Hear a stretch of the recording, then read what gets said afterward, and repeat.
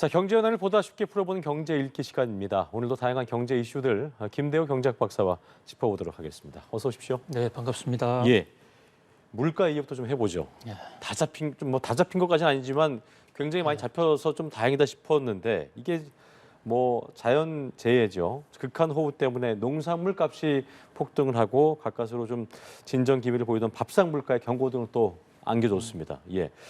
7월 장마도 그렇고 또 8월 폭염 예상되고 9월엔 또 태풍이 또 올 것이기 때문에 기상 악재가 좀 연이어 예상되고 있는 상황이거든요. 어떻게 좀 예상을 해야 될까요? 예, 우리 경제의 당면한 최대 현안은 역시 물가입니다. 그렇습니다. 인플레 예. 가격이 워낙 빠른 속도로 오르기 때문에 그래서 어쩔 수 없이 우리가 금리도 올려야 했고 그로 인한 고통도 많이 감수했습니다. 여러 전 국민적인 어떤 고통 분담과 인내로 인해서 이제 물가가 좀 잡히는가 했었어요. 그래서 지난달 우리 소비자 물가는 2.7%로 떨어졌습니다. 이 한국은행의 물가 억제 목표가 2%인 것을 감안하면 거의 목표 수준 안으로 들어올 수도 있다라는 그런 안도감. 이제 우리 경제가 긴 물가 폭등의 고통 속에서 숨통이 좀 트여질까 했는데 아주 여기에 지금 대내외 연속 악재가 돌발하고 있습니다. 가장 큰 것은 지금도 호남 지방 등에 지금 억수처럼 내리고 있는 이 폭우, 비가 계속 내리면서 농지가 물에 많이 잠겼습니다. 물에 잠긴 면적이요. 농지 침수 면적이 여의도의 118배 정도 되거든요. 근데 이게 지금 계속 확대가 되고 있기 때문에 이 피해가 어느 정도까지 커질지 아무도 장담할 수 없는 상황입니다. 거기다가 낙과라고 그래서 열매가 떨어지는 현상이 생기고 있습니다. 그래서 특히 지금 상추값 같은 거를 보면요. 예. 무려 399% 엄청나게 올랐습니다. 금액으로 보면 4배가량 오른 거죠. 그다음에 시금치가 214%, 또 깻잎, 애호박, 우리가 일상적으로 매일같이 먹는 사실 생필품 중에도 가장 중요한 이런 채소값들이 급등하고 있습니다. 채소값이 전체 물가에서 차지하는 비중은 뭐 그렇게 높은 것은 아니에요. 그러나 심리적으로 이게 밥상 물가하고 연결돼 있고 생활 물가의 가중치가 높기 때문에 물가는 흔히 심리라고 그러는데 예. 물가가 굉장히 오른 것처럼 그렇게 느껴져서 투자가 위축되고 소비도 위축되고 또 그 와중에 물가가 실제로 더 올라갈 수 있을지 이런 참 걱정이 태산입니다. 예. 그러니까 이제 2%까지 물가가 좀 내려왔었는데 체감 물가의 어떤 괴리감은 계속 그동안 커졌었고 사실 우리가 직접 접하는 물가는 또 많이 내리지 않았었기 때문에 그런데 이제 여기서 농산물 값이 좀 오르면서 일반 물가도 같이 오르게 되는 뭐 에그플레이션 제가 얘기도 했었습니다만 이게 이제 인플레이션의 불씨를 또 살리지 않을까라는 우려가 나온 건데 그럴 가능성은 어떻게 좀 저희가 바라봐야 될까요? 네, 현재 지금 기상 상황이 어떻게 변화할지 한치 앞을 알 수 없기 때문에 단정적으로 얘기할 수는 없는데요. 예. 지금까지 나타났던 피해만으로도 일단 이 에그플레이션이나 또는 이 전체적인 이 식량 물가의 상승이 상당히 부담이 되는 상황입니다. 앞으로 지금 태풍 독수리가 뭐 오느냐 안 오느냐 지금 대만 인역 인근에서 지금 북상할 태세를 갖추고 있는데요. 그 밖에도 수록 장마가 끝난다고 하더라도 종전의 예를 보면 또 8월달, 9월달에는 태풍이 있거든요. 참고로 2020년에 최근 건자의 가장 이 수해의 피해가 컸던 때가 2020년인데 그때 전체 소비자 물가가 0.9% 올랐습니다. 그런데 이 채소값 폭등이 물가 상승에 1% 이상 기여를 했어요. 그러니까 채소값이 물가보다 더 오른 겁니다. 그런 점을 감안했을 때 상당히 지금 부담이 될 수가 있고 또 한 가지 변수는 외생 변수인데요. 이 지금 그 우크라이나의 흑해 곡물 협정이 중단이 되면서 밀 가격이 뭐 예상보다는 크게 오르진 않지만 그러나 상당히 지금 부담이 되는 수준입니다. 그렇다면 현재 밀값이 국제 밀값이 떨어졌으니까 우리 식품 가격, 라면 가격을 떨어뜨려야 된다고 그래서 나름대로 고통 분담 차원에서 물가를 내리기도 했는데 이게 또 다시 올라갈 수 있고요. 예. 무엇보다도 가장 큰 변수는 국제 유가입니다. 국제 유가가 배럴당 70달러 아래로 떨어진 적도 있었거든요. 근데 최근에 미국 경제가 좋다. 경제가 연착륙한다. 빨리 회복될 것이다. 이런 얘기가 나오면서 국제 유가가 설금설금 올라서 다시 80달러, 배럴당 80달러 선에 지금 올라가고 있거든요. 그러니까 이제 내렸다가 다시 또 올라가고 있더라고요. 네, 그렇습니다. 그런 면에서 아직도 물가는 끝난 것이 아니다. 특히 우리나라 입장에서는 이 채소 식량 가격 관리에 배전의 노력을 기울여야 할 것으로 보고요. 정부도 주경호 부총리가 이미 물가 잡기에 총력을 기울이겠다 그러니까요. 하고 지금 비상사태를 선언하고 있습니다. 이 얼마나 잘 잡아 나가느냐에 따라서 하반기 물가에 우리가 정복을 실현할 수 있는 그런 관건이 될 것으로 보입니다. 일단 그렇다면 뭐 외생 변수야 우리가 어떻게 뭐 막을 수 있는 법이 없기 때문에 사실 그거는 그렇다 치고 정부 입장에서도 어쨌든 면밀히 모니터링을 해야 될 것이고 뭐 내생 변수든 외생 변수든 근데 비축 물량 방출을 최대한 늘리겠다 등의 어떤 방법을 내놓고 있는 상황인데 할 수 있는 최선은 어떤 게 있을까요?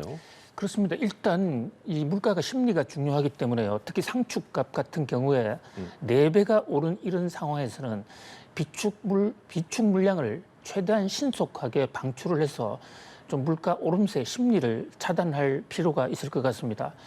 또 이 닭이라든지 계란 이런 문제에 대해서도 할당 관세를 적용한다든지 관세를 낮춰주고 수입 물량을 좀 확대하는 그런 조처가 있어야 될 것 같은데 실제로 정부도 이 하림 등 업체와 협의를 해서 지금 닭의 종란 그러니까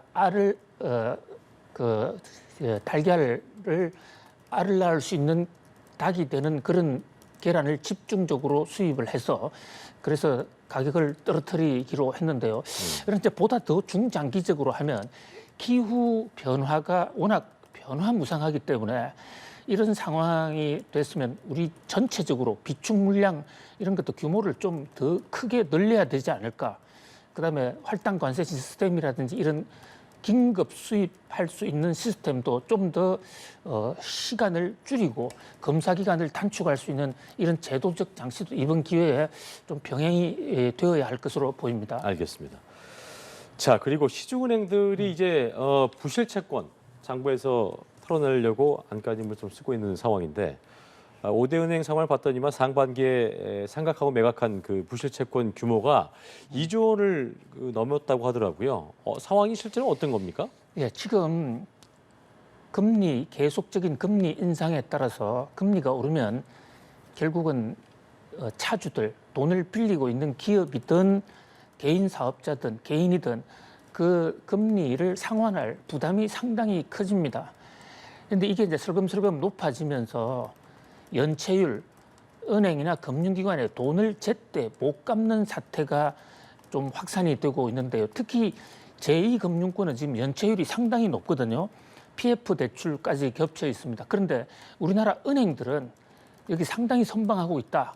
이래서 연체율이 오히려 낮아지고 있는 그런 통계가 나와서 내심 상당히 안심을 했습니다.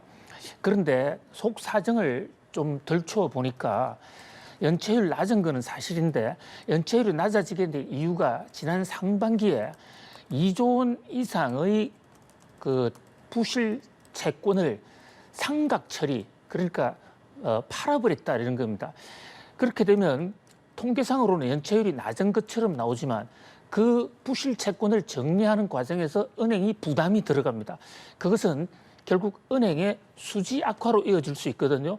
요게 한 번, 두 번 정도는 감내가 가능한데요. 예. 이게 계속 커지면 나중에는 상각을 할 수 있는 재원이 부족해져서 그렇군요. 그때는 본물 터지듯이 연체율이 올라갈 수 있습니다. 물론 아직까지 연체율이 은행들의 경우에는 전 세계적으로 우리나라 은행 상당히 건실하고 제2금융권에 비해서는 상당히 안전하지만은 그러나 그 상반기에 2조 원 이상 대손 상각을 했다라는 사실은 앞으로 은행의 부실 채권 관리에도 빨간불이 들어왔다 이렇게 볼 수 있습니다. 주의를 해야 되는 부분이라는 얘기인데 하반기로 갈수록 이제 상황이 더 나아질 것 같은 생각이 뭐 당장에는 들지 않을 수도 있어서 그러니까 통화 긴축 기조인데도 이런 상황에서 가계대출 증가세도 꺾이지 않고 그런 상황이다 보니까 한국은행 입장에선 뭐 고민이 깊을 수밖에 없을 텐데요. 뭐 그렇다고 다시 또 이걸 명분으로 기준금리 올릴 수도 없는 거잖아요. 그러니까 어떤 상황인가 궁금하네요. 그렇습니다. 한국은행의 고민이 깊어지는 상황인데요. 왜냐하면 물가를 확실히 잡자면 기준금리 조금 더 올려야 되고 또 미국이 이번에 기준금리를 한 번 더 올릴 가능성이 99% 이상으로 올라갔습니다. 그렇다면 미국의 기준금리는 5.5가 되고 우리나라 3.5니까 한미 금리 격차가 2%포인트 사상 최대로 벌어지거든요. 이런 것을 감안할 때 한국은행은 금리를 좀 더 올려야 되는 그런 요인이 생겼다고 할 수가 있습니다. 그런데 지금 은행들의 연체율이 높아지고 있다는 것은 결국은 금리가 오른 것에 대한 피로감이 생기는 것이거든요. 예. 우리가 최근 4개월 동안 금리를 올리지 않았습니다. 그럼에도 한 번 높아져 있는 금리가 고온 금리가 돼서 일단 차주들에게는 부담이 되고 있지 않습니까?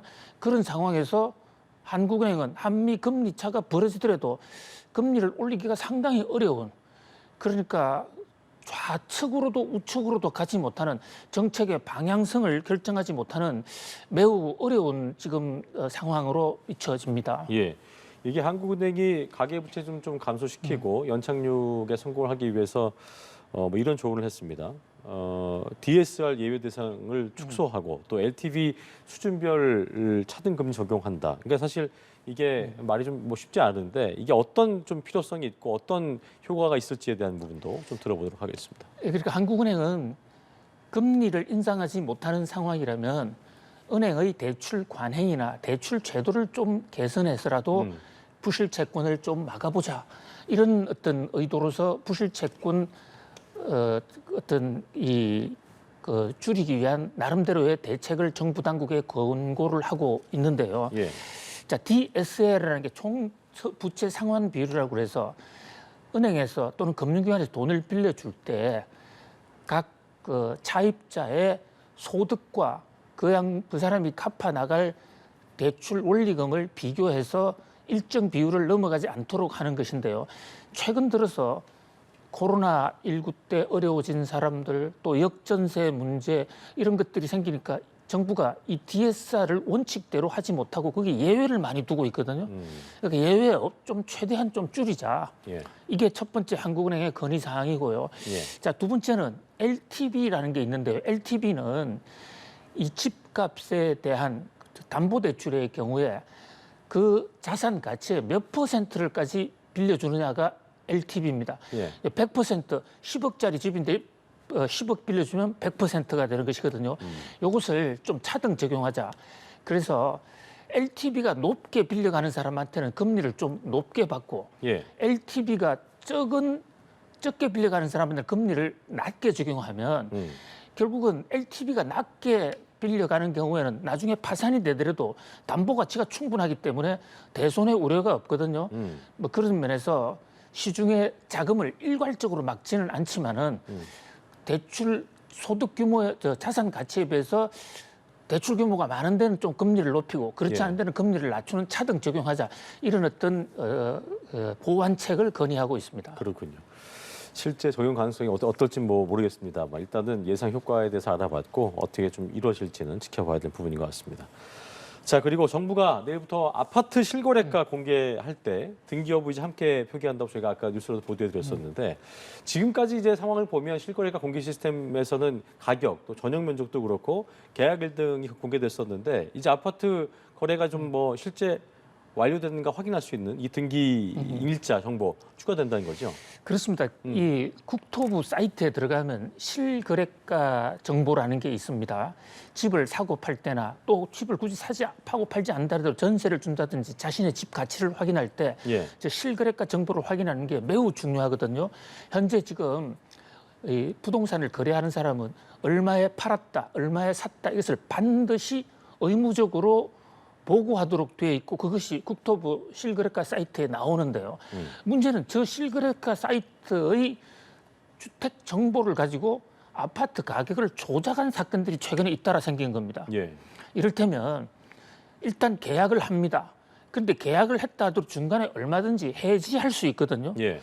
그러니까 계약을 하는 순간에 내 집을 예를 들어서 자기가 사는 동네 집값이 5억인데 이것을 10억짜리로 계약을 해서 실거래가 사이트에 올려놓는 겁니다. 그러면 그 실거래가 사이트만 보고 찾아온 사람들은 집값이 올라간 모양이다. 그리고 그 집이 10억이 아니라 한 9억 정도 되더라도 내가 싸게 사는 모양이다 하고 집을 덥석 살 수가 있어요. 자, 그런데 실제로 계약한 사람들은 그 계약 날 잔금을 치르지 않고 계약을 해지해 버립니다. 그러니까 허수 거래였던 거죠. 엉터리 거래였던 겁니다. 이런 걸 막기 위해서 등기를 이제 법원에 등기를 하게 되면 실제로 소유권이 넘어가 버리거든요. 그래서 오늘부터는 그 국토부 실거래가 사이트에 들어가면 실거래가 정보가 올라왔는데 이게 등기가 됐는지 등기가 안 됐는지 요 정보가 실시간으로 업데이트가 됩니다. 따라서 등기가 되지 않은 실거래가는 하나의 참고 자료로만 삼고 등기가 된 것은 그 거래가 확실하다 이렇게 볼 수가 있거든요. 좀 만시지탄이 있지만 국토부가 이런 어떤 등기 정보를 넣어주는 것은 정확한 올바른 거래 질서 확립에 매우 유용한 정보가 될 것으로 보입니다. 알겠습니다. 여기까지 경제 읽기 김대호 경제학박사와 함께했습니다. 오늘 말씀 고맙습니다. 고맙습니다.